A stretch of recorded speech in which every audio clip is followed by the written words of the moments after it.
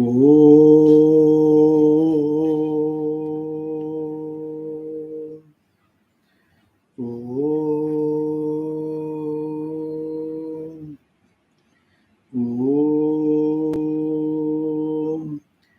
Rama Rama Rameti Rame Rame Manorame Sahasranama Tatulyam Rama Nama Varanane Shri Rama Rama Rameti Rame Rame Manorame Sahasranama Tatulyam Rama Nama Varanane Guru Brahma Guru Vishnu Guru Devo Maheshwaraha Guru Sakshat Param Brahma Tasmai Shri Gurave Namaha Om Sadashiva Samarambam Shankaracharya Madhyamam Asmadacharya Paryantam Vande Guru Paramparam Om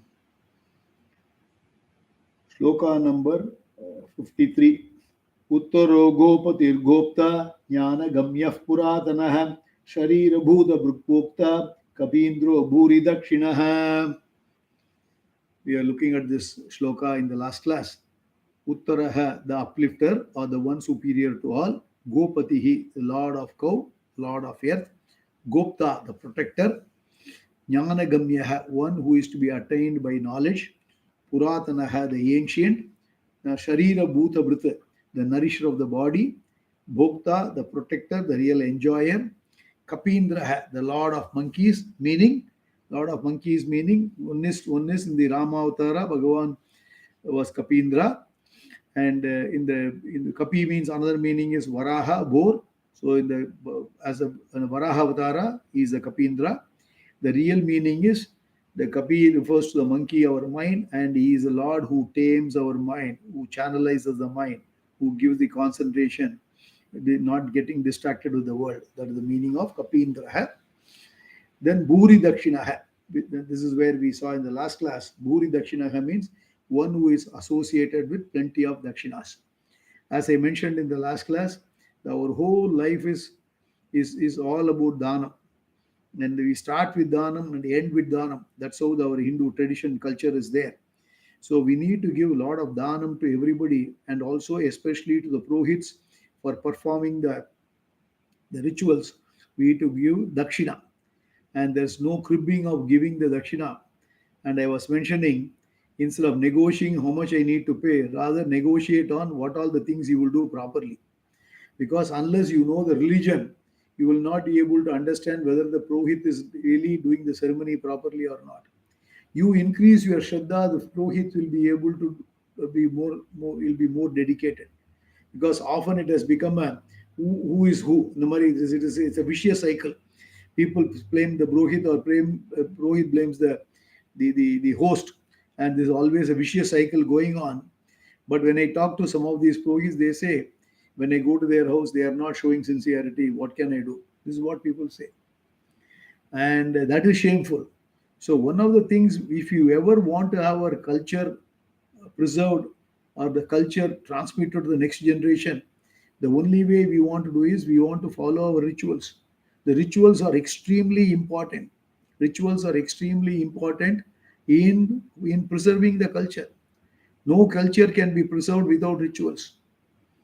We should have the values, attitudes, and rituals. All the three are important for any Hindu, for Sanatana Dharma to sustain. So when the rituals are involved, there is always a person who is helping us performing the rituals. That means we have to give dakshina to the person appropriately. We all have in India, we have got a central government, state government, we have got a DA, revision allowance, everything. They also have got a family. They also have got children. They also have to earn. They have to survive. How will you attract scholarships? How will you attract people to the Pathshalas, which is in precarious conditions? Because nobody wants to come. Because why? Because nobody wants to recognize that as a noble profession. And people look down, our own people. And I know how difficult it is to study those Vedas. And these Vedas have been passed on in generations by our rishis, not by book, not by computer, not by hard disk, but by the sheer hard disk of the human brain. And it is carried by individuals without any variations, a flawless execution, generations after generations. And if you want to study one Veda, it takes about 10 years. And if you want to be very proficient in teaching, it is all the more it takes time, and where the angas are there. So there is a lot of investment. We study one engineering or one medicine or one chart accountancy, we try to fleece the public. We try to charge so much. Whereas these people who are toiling equally, and every Prohit who has done properly educated in any patashala is as brilliant as anybody else. Please understand this. Only because of some, I mean, it's unfortunate because 10 generations ago, all the Brahmins used to study Vedas fully. That is compulsory.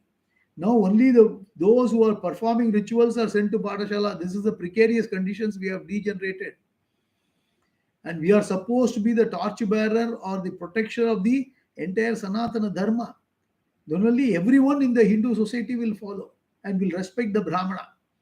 And we have not done this. On the other hand, even people who are studied and come out, we are negotiating the fees.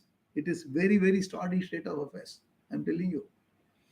On the contrary, what we should do, we should pick up enough knowledge about our religion, understand things, and then demand the services, proper services. They will definitely do it. They'll be happy to do it. They want to perform everything fully, provided you are there. If you are looking at the cell phone and not focusing on the japas or the mantras, then you are invited people and you are going and then doing gossiping when the japa when the parayanam is taking place. Why he is be interested? I have attended very many marriages, very many Sashtadabhurti Sadabhishekams, where you do Rudra Ekadasi, which is a very popular one, where you take the Rudram and chant 11 times, and then at the end you have got the Chamakam, Purnahuti, etc. When you start the whole thing, then the Yajamana, the host, moves away. And only the poor 11 chaps are sitting there, and then they keep chanting. And how they chant, we do not know. Whereas all of us are going and then entertaining people and chanting and then gossiping other things. Why? For the 2 hours, can't you not concentrate? And on the contrary, so we don't do our duty. On the contrary, we try to negotiate. Now understand here, Bhagavan says, I am in the Dakshina. I am associated with the plenty of Dakshinas. So you should give more. I told you there is no single fees. There is a way fees will always vary. If I have got more money, I should give more. In fact, the Shastra says we should give more than they demand. In fact, they should not demand and we should give more. The Shastra says where the fees can be negotiated by the Purohit, where they should not negotiate. It is given. If they are performing big yajna, then that yajna, then you say this is a fees. And the fees has to be given in the middle. The dakshina has to be given in the middle of the yaga itself, not at the end. It is there in the Shastra. Whereas certain things, for example, they are teaching Vedas, they are not supposed to depend money, and we should give more as a dakshina for them. So the dakshina, when you give, understand, Lord says, I am in those dakshinas. The more you give and satisfy those brahmanas, whom service, because the brahmanas are supposed to be the torch bearers of the entire Sanatana Dharma. That doesn't mean they have got a superiority complex. Please understand, they cannot show superiority complex. They are given a task in the society. Like a Kshatriya is there to protect. A Vaishya is there to do business and generate wealth for the country. So it is his duty. So the so-called Purohit or the so-called profession of Brahmana, they are supposed to have a simple living. All Brahmanas are supposed to have a simple living. And as said, they chose to live simple, and the simplicity doesn't mean poverty. Understand this. They chose to live simple. It doesn't mean poverty. Never look down upon people. They are as brilliant as anybody who can come out of the IIMs and then become a management graduates. They are so sharp, and then they have got such a brilliance actually. Otherwise, you cannot chant the Vedas by heart. When you go for a class, they don't take a book and then teach you looking at the book. It comes out spontaneously at any time of the day. So understand, Bhuri Dakshinaha means Bhagavan is associated with plenty of Dakshinas. The takeaway for us is we should never negotiate. Rather, we should happily give as much Dakshina so that this particular Our Sanatana Dharma will survive only when you protect the scholars. Scholars can be protected only then they have got a good living standard also, like all of us. That can come. So then only the people will come to this, and more people should study. Nowadays, there are education system in which you can do your material studies like CBSE and other schooling, plus you can do Pathshala. Now, Vedic schools have started like this, and beautifully they are doing everything. And I have seen people, I have seen one great lawyer who is also equally conversant with the entire Veda. Continued Adhyayanam he has done. So, like a musician being a chartered accountant, being a musician, or a doctor being a musician or a dancer, now you can pursue both. And you have to help others. I mean, for example, you have got a dual profession, weekends, you can go and help others.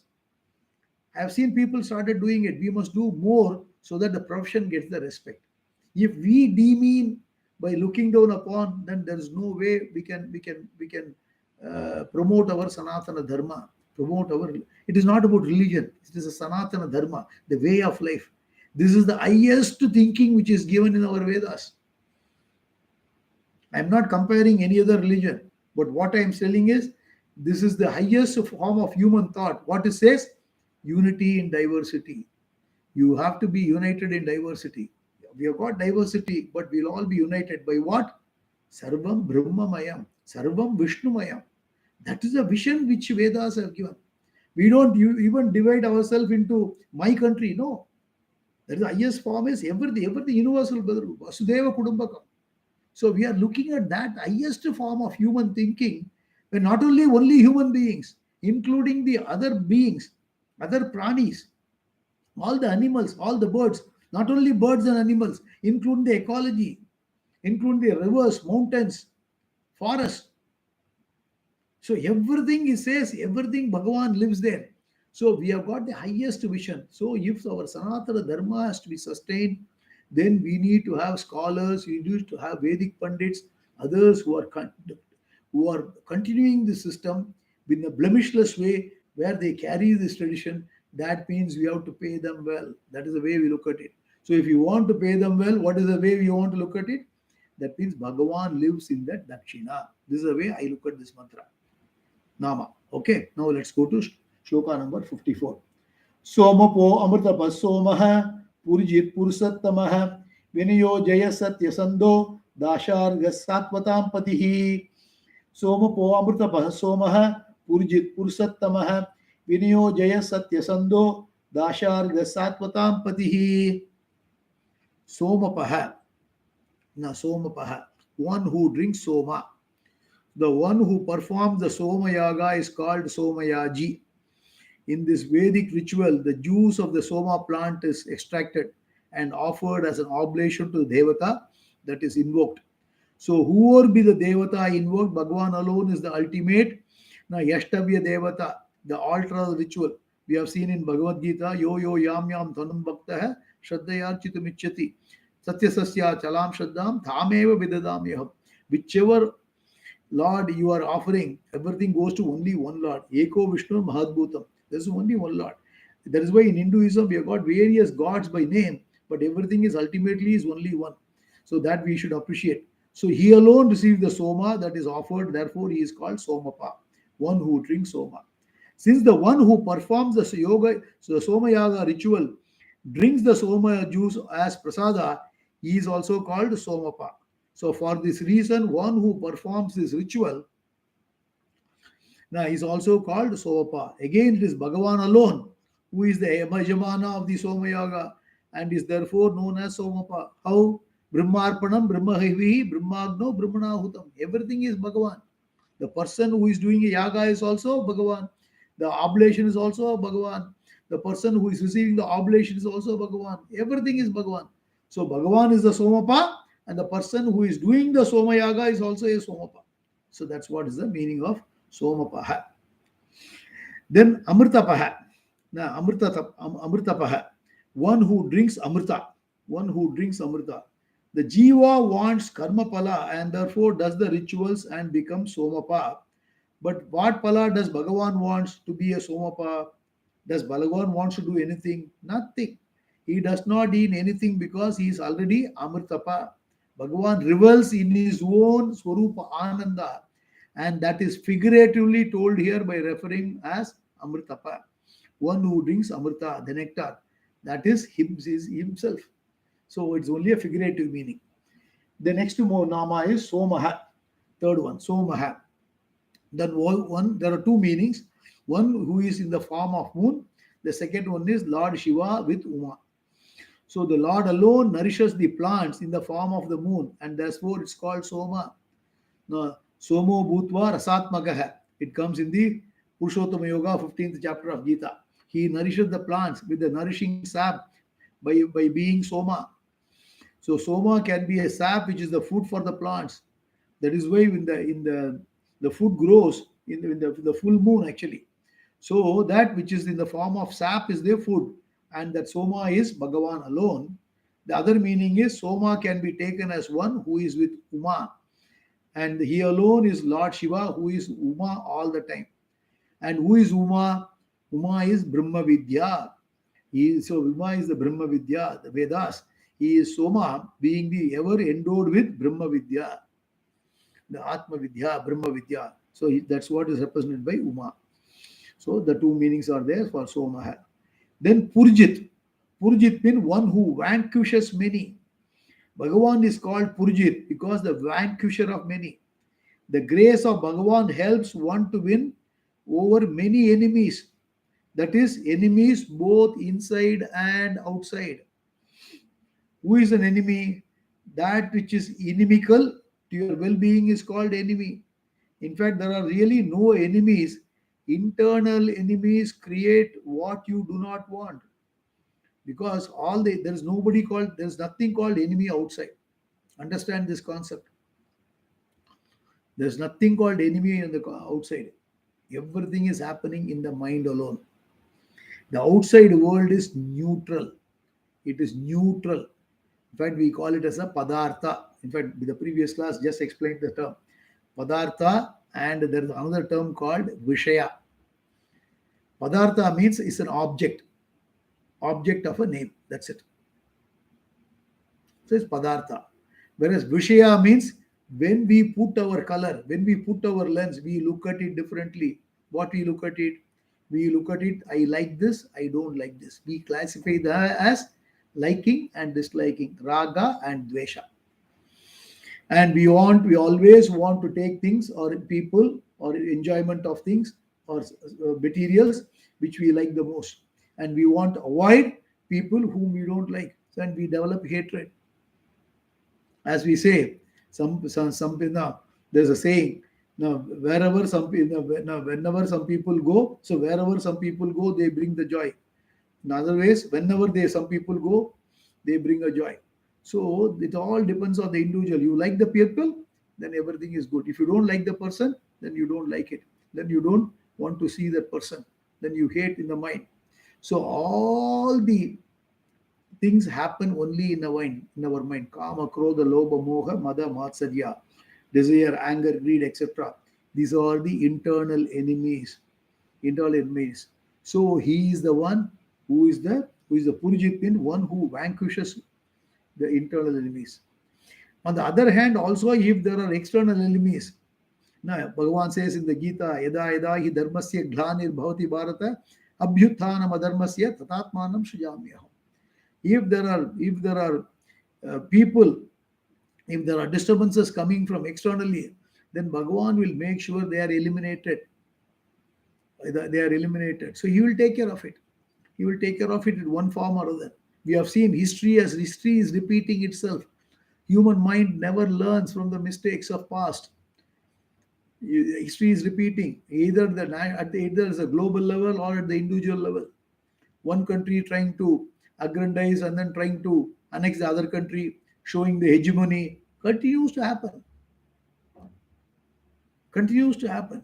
So this is the human behavior, because human by nature is selfish.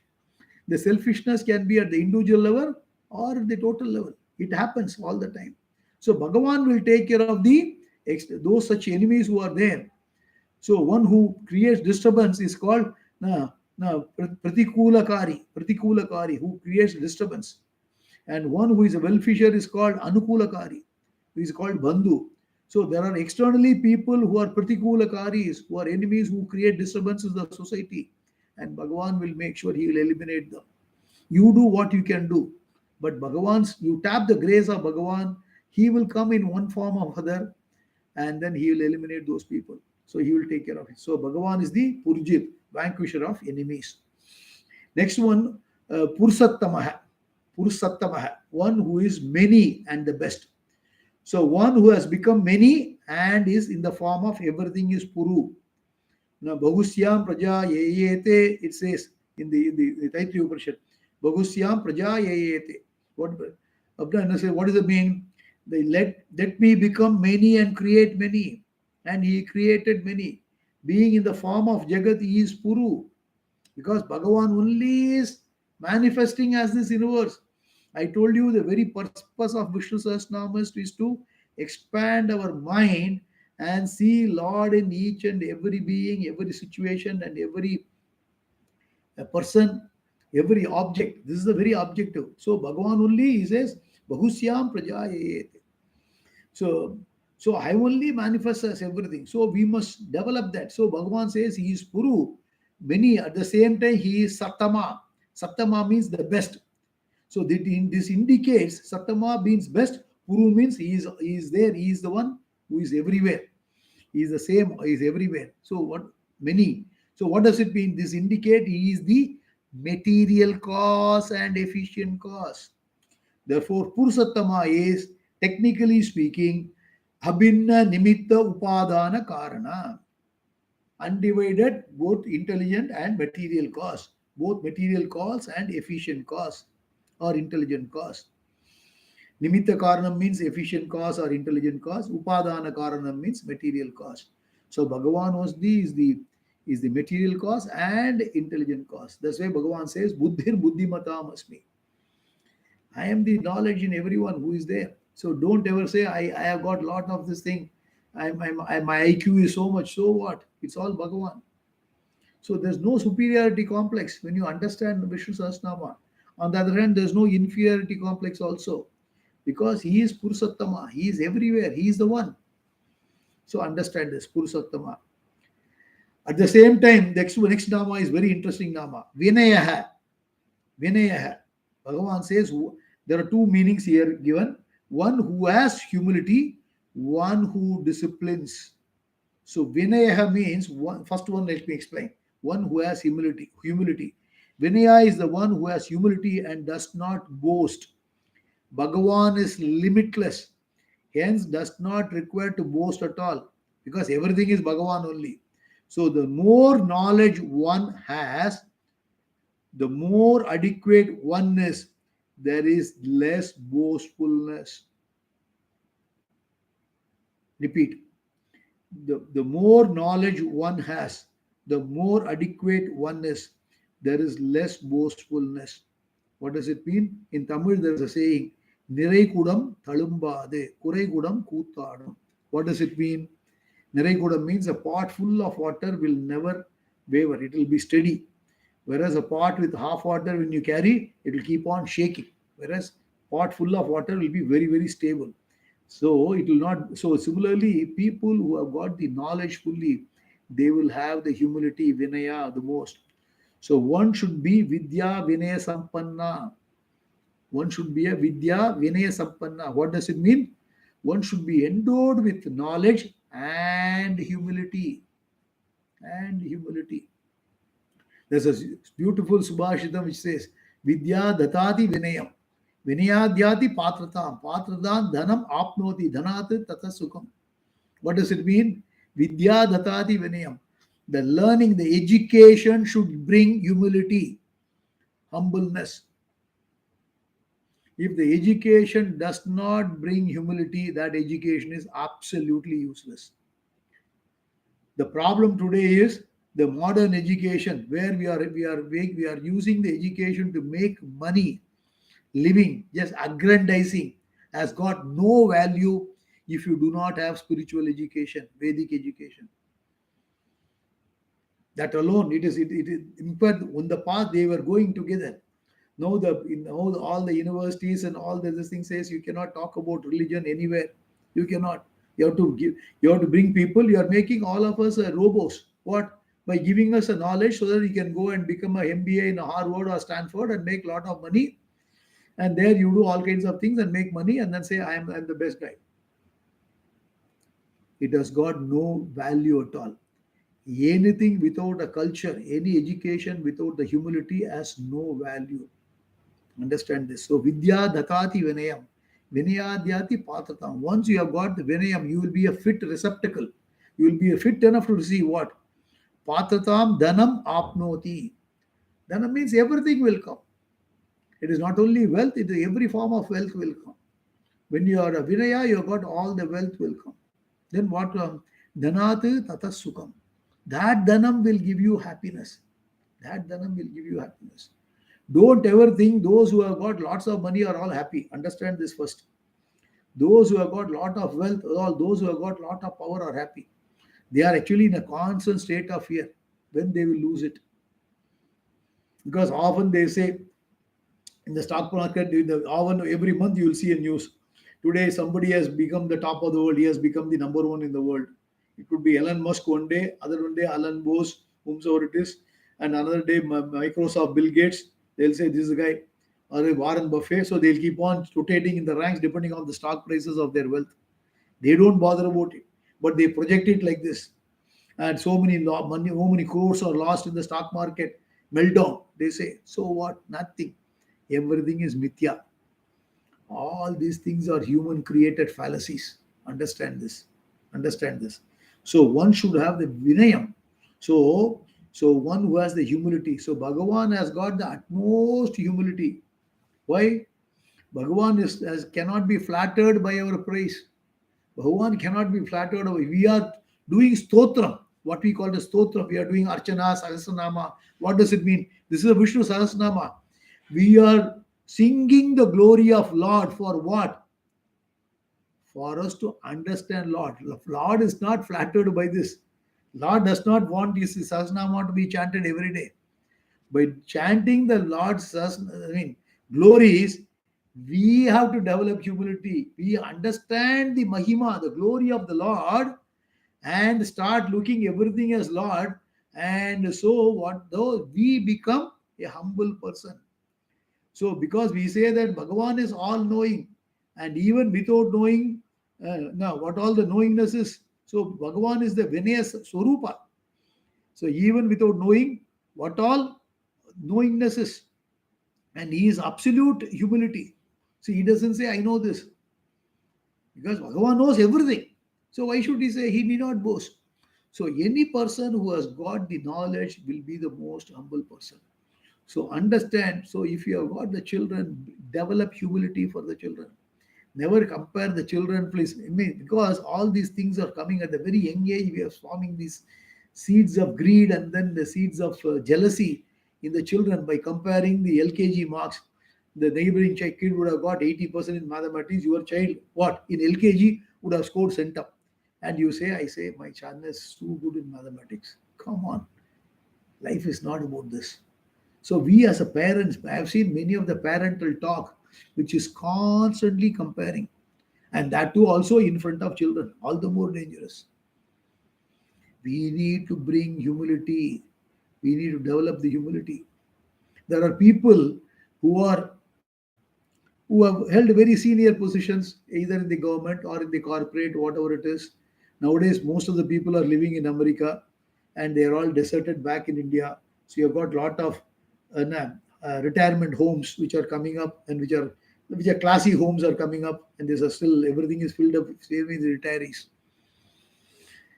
And once you retire, you're all back to zero. What do you mean? You start from zero, you go whatever you achieve, you come back to zero. Nothing is there. Your identity should be gone. But you go there, what you see, there are some people who are the chatterbox. You say, I was like this, I was like this, I was like this. I was an IAS officer, I was an IPS officer, I was a MLA, MP. So what? Now what are you? Your children have deserted you. You are staying in a retirement house, and then somebody is feeding you. Finish. So why do you want to boast? There are other people. We have seen that because we have seen there are some people who have held very, very senior positions, have held a lot of things, they still have a lot of money, they are very, very quiet. Very few people are behaving like this. You can see when you go and then look at those community, you can very well understand this.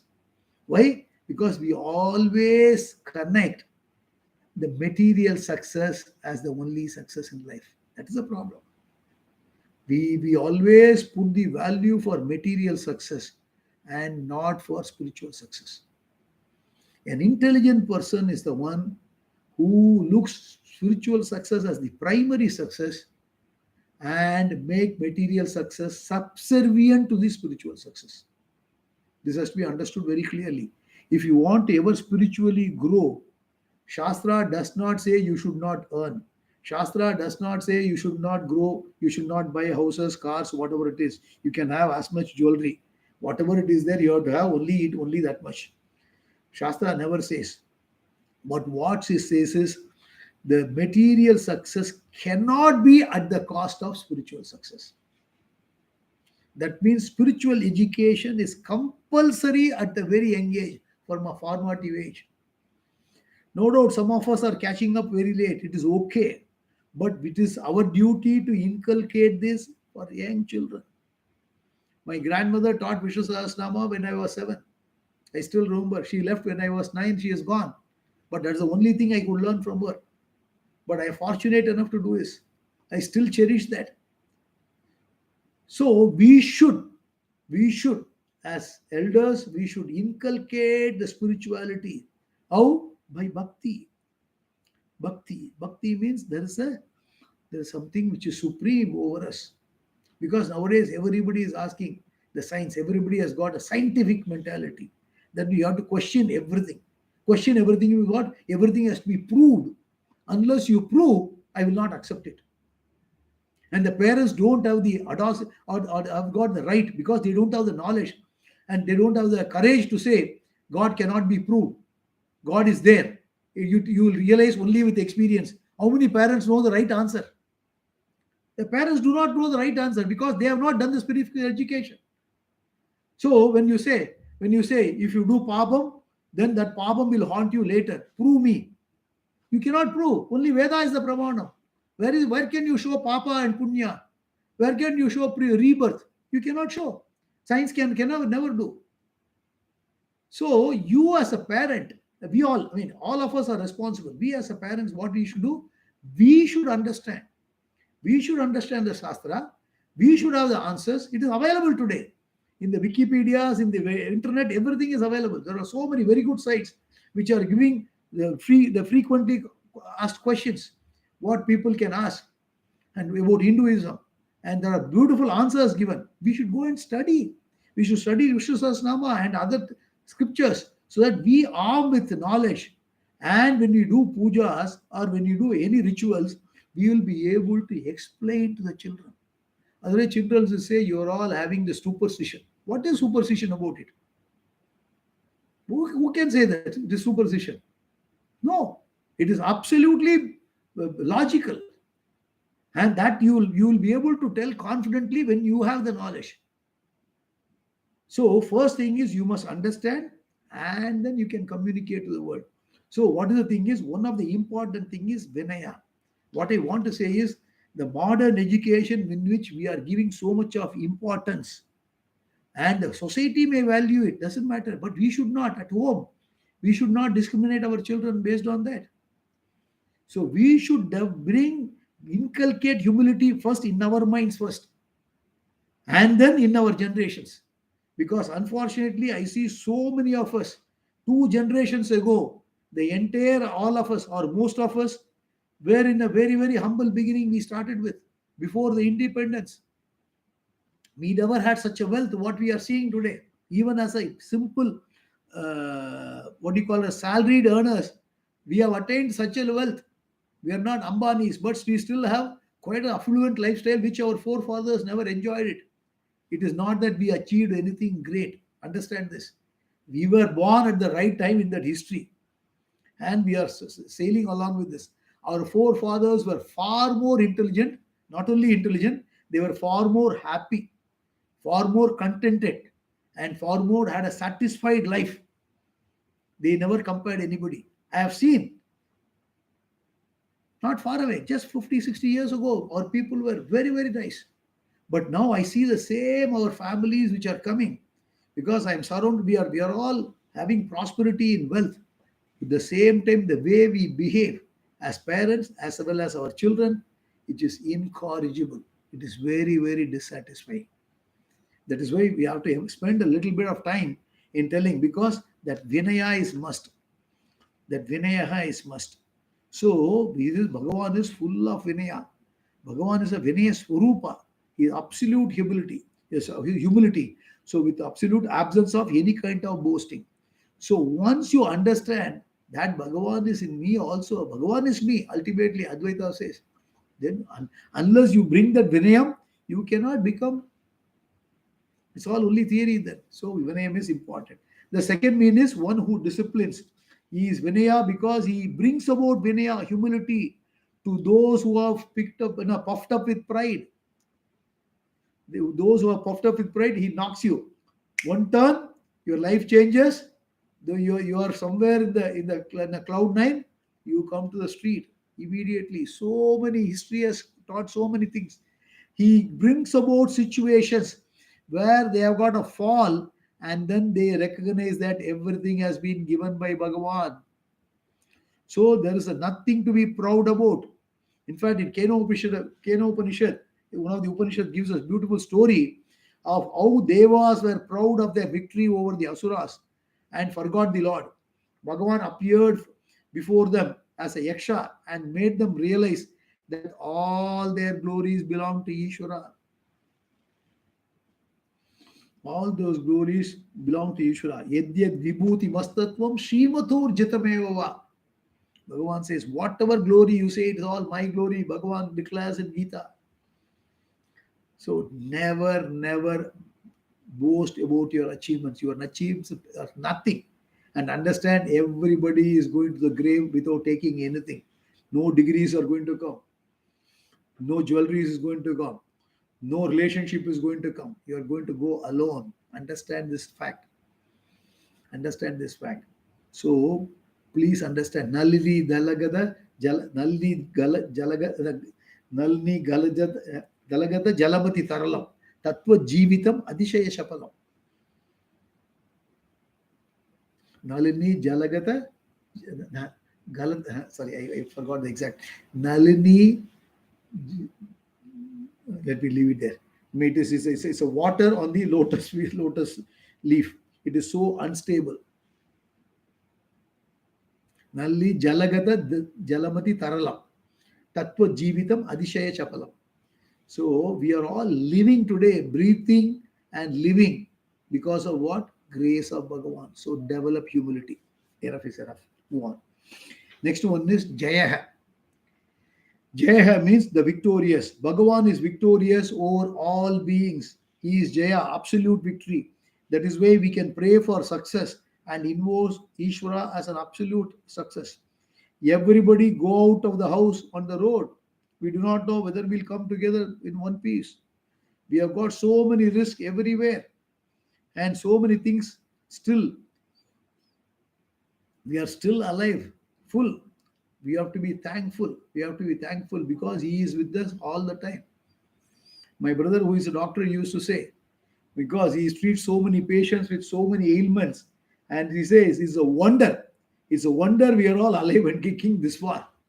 Because look at the human anatomy, how far it is, how the machine is put together, integrated everything and what functioning with various spare parts given.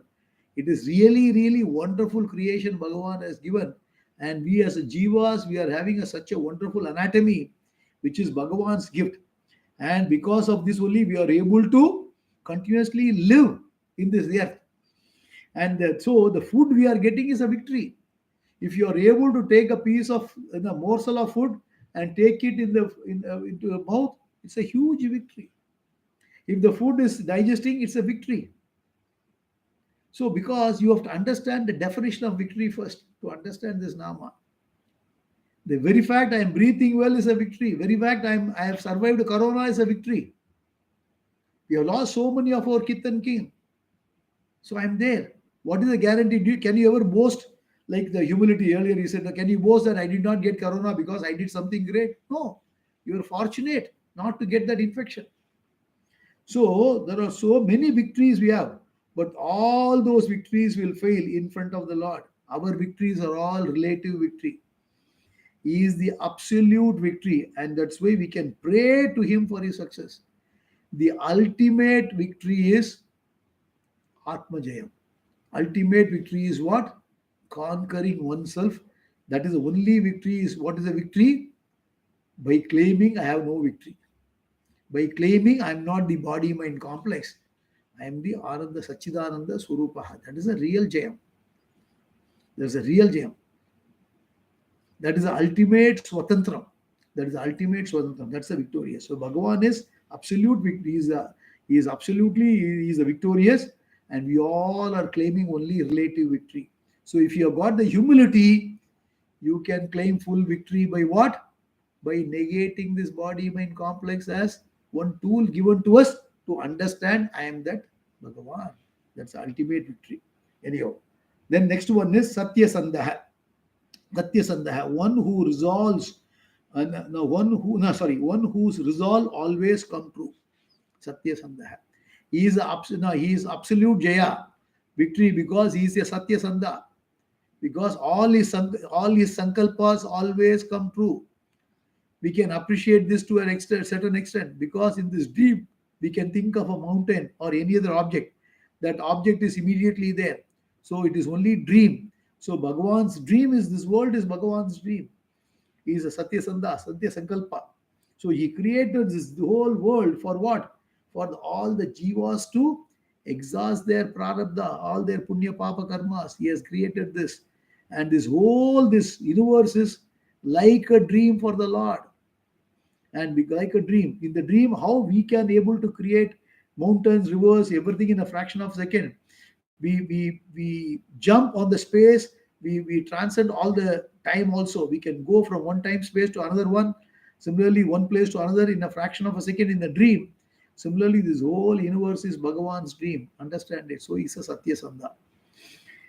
Then Dasharha. Dasharha means one who deserves gift. Second one is born in the family of Dasarha. So whenever we give anything, we would like to know about the patra, the receiver, whether the person deserves it or whether it will be received properly and appreciated. A good patra will be one from whom it would be come back again to you. Bhagavan is the most deserving altar of our dasha. The dasha means gifts. Dasha means gift. Dasha means what? Whatever you give it to Bhagavan, it comes back to you. Another profound namas. These are all very, very profound. Whatever you give it to Bhagavan, it comes back to you. Not in single way, in multiple ways. In multiple ways. So now let us look at it. Whatever you give it to Bhagavan, it comes back in manifold ways. It in a simple meaning, immediately you think you go and do Pal Abhishekam or Ney Abhishekam or whatever Abhishekam you do, again Bhagavan will give me multiple things. This is a simple thinking we get. What all along we are saying, the whole world is Bhagavan. The whole universe is Bhagavan. So whatever you give to this universe, that only will come back to you. If you show compassion, you will get compassion in multiple ways. If you show love, you will get love in abundance.